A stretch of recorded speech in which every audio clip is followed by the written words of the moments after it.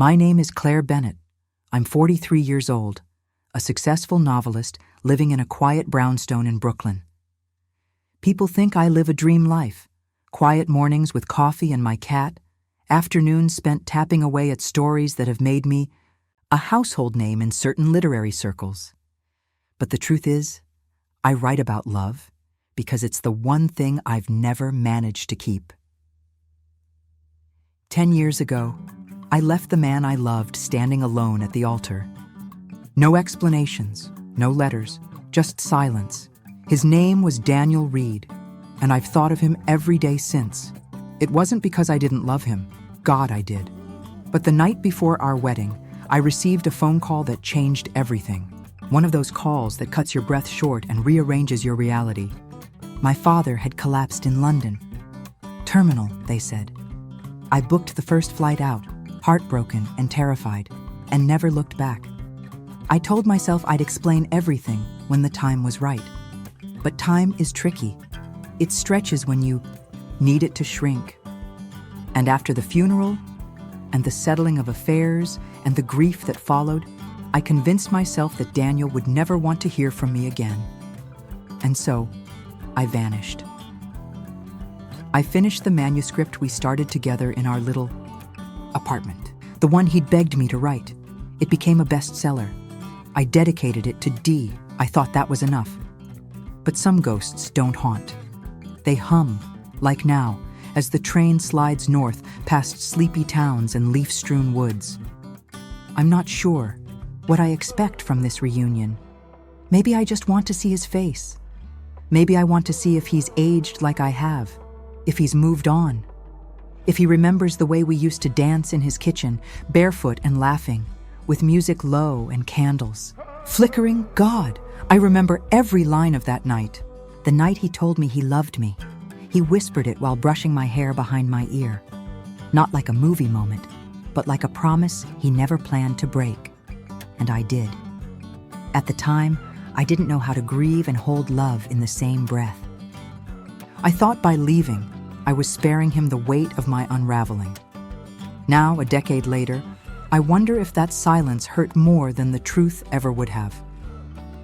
The conductor calls out Bellwood Station. I close my notebook, smooth my dress, and step off the train. The air is cooler here, sharper. It smells like pine and memory. There's a car waiting for me, arranged by the reunion committee. The driver is young, friendly, too chatty for my nerves. "So, you're Claire Bennett," he says, peering at me through the rear view. "The writer. Everyone's talking about whether he'll show up too." "Who?" I ask, though I already know. "Daniel Reed, the one you almost married, right?" I manage a small smile. I guess word travels. The inn is beautiful. Old stone walls, ivy creeping up the sides, windows lit with soft amber light. I check in, drop my bags, and take a long, hot shower, but nothing washes away the ache under my ribs. The welcome dinner is in the garden, string lights, soft jazz, clinking glasses. I step out, dress pressed, makeup subtle, heart thudding like a drumline. I see familiar faces. Some wave, some stare. I give polite hugs, nod at introductions, but I don't see him until I do. He's by the bar, in a navy jacket, hair a little shorter, eyes exactly the same. He doesn't look broken. He looks whole. He turns. Our eyes meet. My breath catches. 1,000 hellos push against my throat, but none escape. And then, slowly, he begins to walk toward me, because this story isn't finished, and neither are we. He stops a foot in front of me. That close, I can see the lines at the corners of his eyes, a soft silver at his temples. He's aged, beautifully, like a novel well-worn and reread. "Claire," he says, like a question and an answer all at once. "Hi, Daniel." It takes everything in me to stay still. My hands tremble slightly. I want to reach out to explain, to apologize, but I don't know where to start. 10 years, he says, voice steady. "I didn't think you'd come. I wasn't sure I would." His jaw clenches. But here you are. We're interrupted by someone calling his name. He glances back, nods, then looks at me again. Are you staying through the weekend? I nod. Room 204. I'm in 207. He half smiles. Would have been poetic if we were neighbors. We almost were once. He holds my gaze. Yeah, we almost were a lot of things. Before I can reply, he's gone, swallowed by laughter and champagne flutes. The rest of the evening blurs. Old classmates drift past. Some ask about my books. Others share photos of kids, partners, lives I'm not part of. I answer politely, laugh when I should, drink slowly, but my thoughts stay with Daniel. Later, in my room, I stare at the ceiling fan spinning slowly and let the memories flood. I remember our tiny first apartment, full of secondhand furniture and overflowing bookshelves. The way he'd wake me up with coffee and kisses on Sundays. How he believed in my writing even when I didn't. How we danced in the kitchen to old records, and how I vanished. At dawn, I write him a letter. Not to give, just to release the weight. Daniel, I left because I was afraid. Of losing my father, of losing you while grieving, of becoming someone you wouldn't recognize. I thought leaving was mercy. I see now it was cowardice. I never stopped loving you, Claire. I fold it, then tear it in half, then again, then flush the pieces down the sink. The next morning, I find him sitting alone on a bench overlooking the lake, a paperback in his hand. He looks up when I approach, gestures to the empty space beside him. I sit. He doesn't speak for a while. Just flips a page, then says, "Why now?" I don't know. Maybe I was hoping for a second chance to say goodbye properly. Or maybe you're hoping for something else. I glance at him. Are you? He closes the book. Claire, I rebuilt everything after you. I had to. I couldn't carry the question of why forever. I nod. I know. And I'm not here to take anything. I just needed to see you again. You look the same, he says softly. But different, softer, sadder. I am. He sighs. I don't hate you, you know. I did, for a long time. But hate fades. Silence doesn't. I wanted to call. 100 times. I even dialed your number once. What stopped you? I smile sadly. The fear that you'd pick up, and the fear that you wouldn't. He laughs, dry and low. That sounds about right. We sit in silence, watching ducks glide across the lake. Finally, he turns to me. I'm not the same man you left. I'm not the same woman who left. Then maybe, he says, standing and offering me his hand, we should get to know each other again. I take it, because maybe, just maybe, this hello isn't the start of an apology.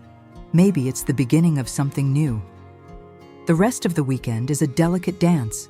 Daniel and I spend hours together, walking the grounds, sipping coffee, slipping into conversations that start in the present but inevitably drift back to the past. There are pauses where there used to be ease, caution where once there was comfort. And yet, underneath it all, something familiar thrums. On Saturday afternoon, we take a walk through the trails behind the inn where the trees have started to glow gold with autumn. Daniel tells me about his work. He teaches literature now, at a college in Boston. He's written essays, lectured at conferences. He even mentors young writers. I can't help but smile. You became the teacher you always wanted to be. He nods. And you became the writer I always knew you were. There's pride in his voice, and I cling to it like a lifeline. And you? He asks gently. Anyone in your life now? No. There were people. No one who stayed. He nods slowly. Sometimes people don't stay. Sometimes we don't. Let them. I bite the inside of my cheek. What about you? I dated. Nothing serious. I had to learn how to live without the idea of us. We stop at a clearing where the lake peeks through the trees. The breeze lifts my hair, and I feel the weight of all the things we haven't said press into the quiet between us. I wanted to reach out, I say. I wanted to explain, but I was ashamed. You left the night before our wedding, Claire. You disappeared. I know. He turns to face me fully. You could have written, sent a message, anything. I didn't know how to ask for forgiveness when I couldn't even forgive myself. His expression softens, but the pain lingers. Do you remember what you told me once? He asks. That you believed love was a kind of language, that if it was real, it wouldn't need translation. I remember. He steps closer. I kept speaking it, Claire, even when there was no one listening. My eyes sting. I heard you, even in the silence, especially then. That night, the reunion hosts a closing dinner. Fairy lights twinkle overhead, soft jazz plays through speakers, and everyone seems suspended in a dream of nostalgia. Daniel and I sit beside each other. Our conversation is lighter, filled with quiet laughter and half-finished memories. At one point, the band starts playing a cover of a familiar tune. Slow, haunting. Hello from the other side, I freeze, my breath catching in my throat. Daniel notices. I used to listen to this song, he says quietly. Felt like you were singing to me. I was, I whisper. In every word I didn't say. He takes my hand under the table, his thumb tracing slow circles over my skin. Later, we find ourselves back by the lake, the moonlight casting silver paths over the water. I'm not asking for a clean slate, I say. I don't deserve that, he nods. But maybe we can write a new chapter. I'd like that. We don't kiss. Not yet. But there's something in the way he looks at me. Not as the woman who left, but as the one who came back. And sometimes, that's where real forgiveness begins. Morning after the closing dinner, I wake up earlier than usual. The sun spills gently through the curtains, the kind of light that doesn't force you out of bed, but invites you. I sit up slowly, wrap myself in a sweater, and wander out to the small veranda outside my room. The lake is still. Birds dart across the sky, and the chill in the air holds the promise of a season shifting. I sip coffee and think about Daniel's hand in mine. His words echoing softly. Maybe we can write a new chapter. I want to believe in that. In us, there's a knock at my door around 9. It's him.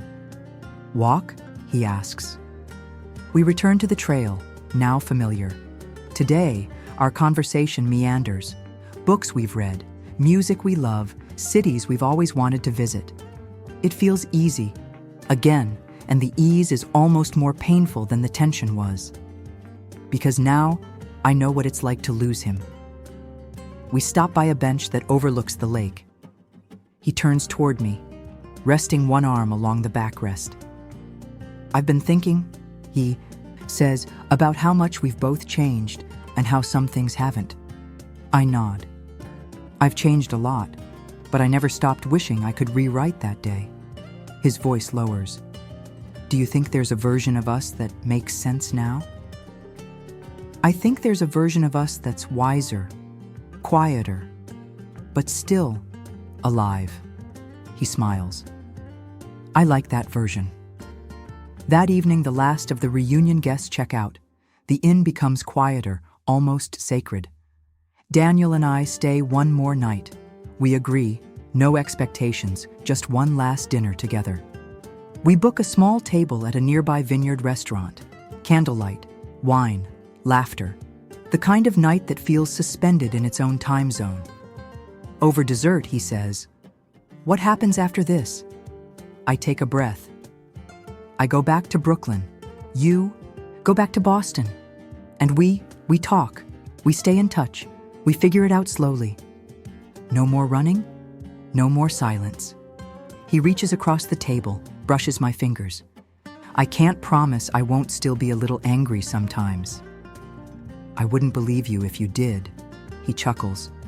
But I can promise I'll keep showing up. My throat tightens. That's all I ever needed. When we return to the inn, he walks me to my door. The air between us is warm, charged. He steps closer. "Claire," he starts. "Yes? If I kiss you now, I don't want it to be a goodbye." It won't be. And then he does, finally. His lips are soft and familiar, yet new, like a song remixed after years of silence. Different tempo, same soul. When we part, I rest my forehead against his. "I'm still scared," I whisper. "So am I. But I'd rather be scared with you than safe without you." That night, I don't sleep much. I write. Not a story, but a letter, this time one I'll actually give him. "Dear Daniel, this isn't an apology. It's a beginning. If you're willing to risk the unknown with me again, I'll meet you there, wherever that may be. Love, Claire, because now I know the hardest stories to write are the ones you live, and ours isn't finished yet." The following weeks unfold slowly, like a chapter you don't want to end. Daniel and I begin a new kind of conversation, the quiet, thoughtful one that happens between two people who've lived and lost and found something worth holding again. We text, call, exchange voice notes, sometimes just to share the sound of our day. A song lyric, a line from a book, the color of the sky over Brooklyn, or a poem scribbled in the margins of his lecture notes in Boston. One night, he calls unexpectedly. "I bought a train ticket," he says. "For when?" "Tomorrow." "When?" He arrives, the city hums around us, busy and alive. I meet him at Penn Station, and he smiles like the years have folded into this moment. We walk through streets we used to dream of living in when we were young, when everything was someday. Now it's now. At my apartment, he brings me flowers. Not roses, but wild daisies and lavender, like the ones that grew behind our first apartment. "You remembered," I say. I never forgot. He stays the weekend.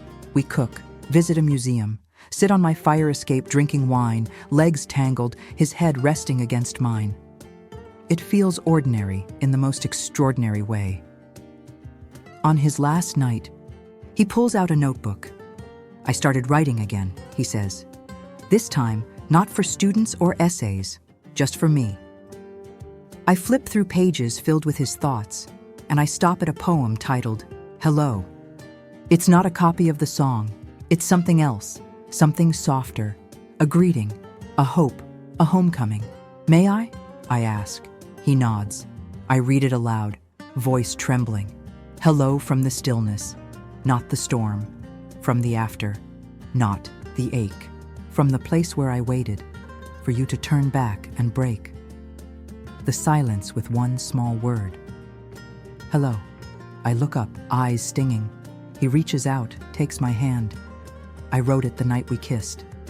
Daniel, I'm not asking for a future mapped. Out in ink, just one day at a time.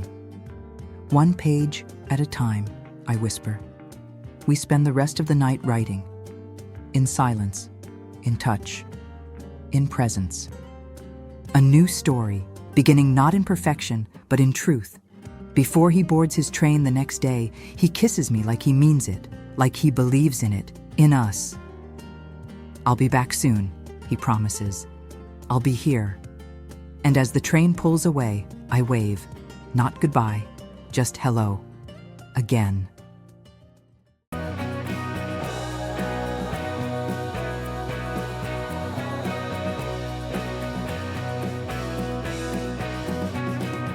The end.